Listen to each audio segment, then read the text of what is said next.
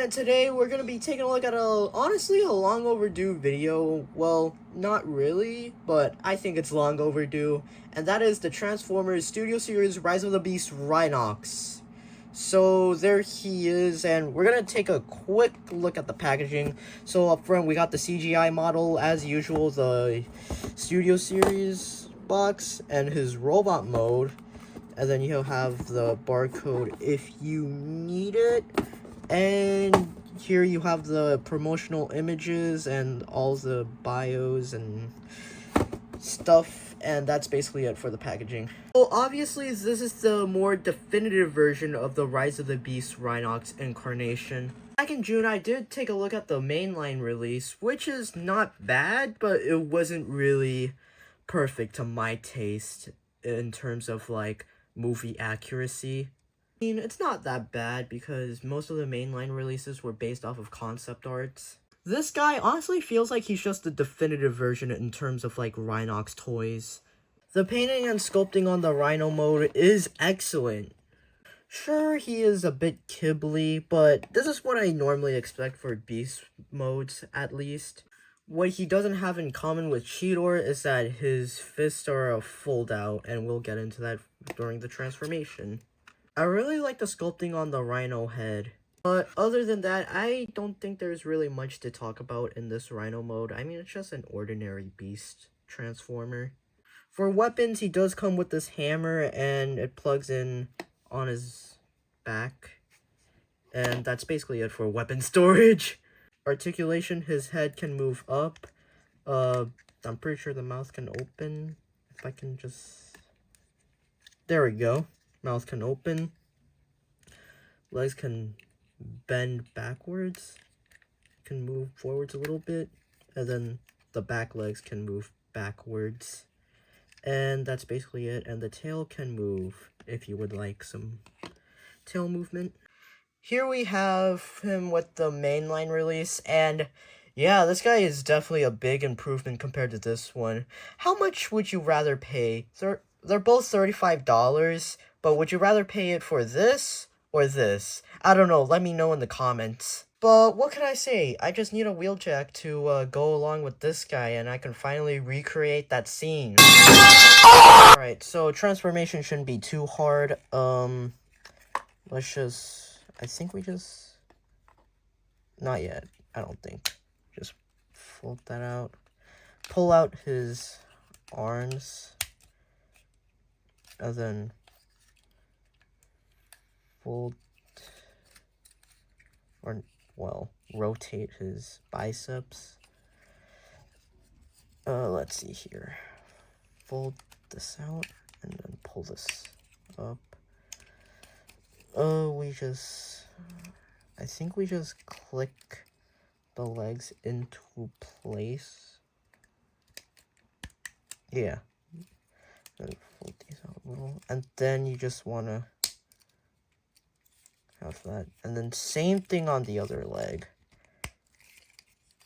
and then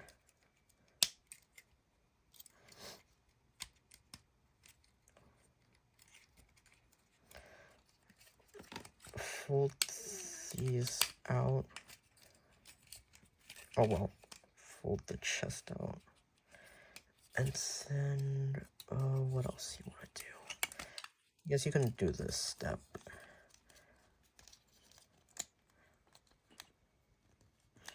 And then you want to pull these out.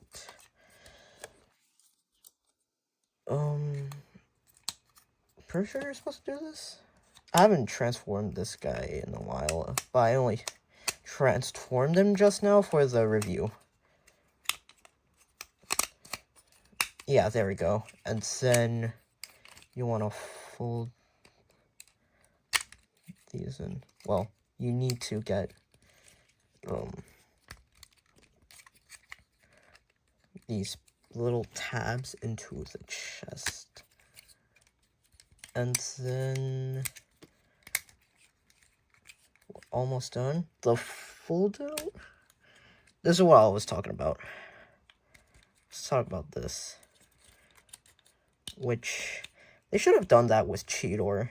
If you haven't saw my Studio Series Cheetor review, I would recommend to watch that.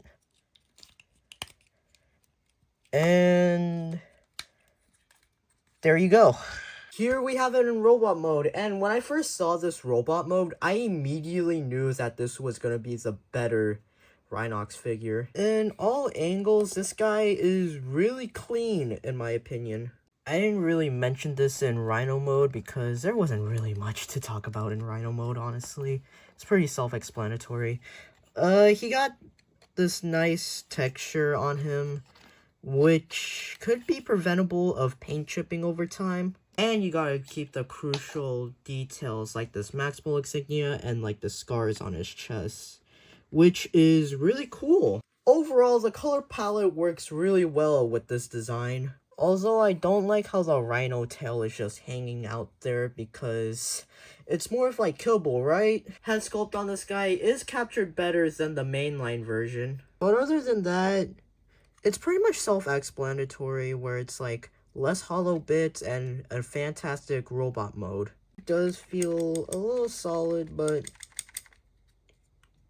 of course his knees would move with that type of shake. But hey, still not that bad. Of course he can hold his hammer, but you have to have him hold it at a certain extent. Because if you have it like this, then it kind of has a loose grip, but you probably have it like around here and then you'll be fine. Articulation is really standard for Transformers. He has a slight ball joint at the head, which is kind of feels restricted due to the design. Rotation at the arm. Shoulders can move out, and then arm moves out. A bicep swivel. Bend at the elbow, and then a wrist swivel. A waist swivel. Legs can kick. They can move back this far. Of course, the skirt can move. And then, obviously, he can do the splits. He has a thigh swivel, and then a bend at the knee. And downward movement, and an ankle pivot. Posability on this guy is your standard Transformers, War for Cybertron, Legacy, Studio Series, you name it. His scale is very accurate next to Studio Series Eraser, Cheetor, and mainline Rhinox. Overall, I give this guy a 4 out of 5 in my opinion. This guy is a major improvement from the mainline figure. Definitely can use improvements like the tail kibble and maybe, I wouldn't say like make the joints tighter. I think the joints are like tight enough for me, in my opinion.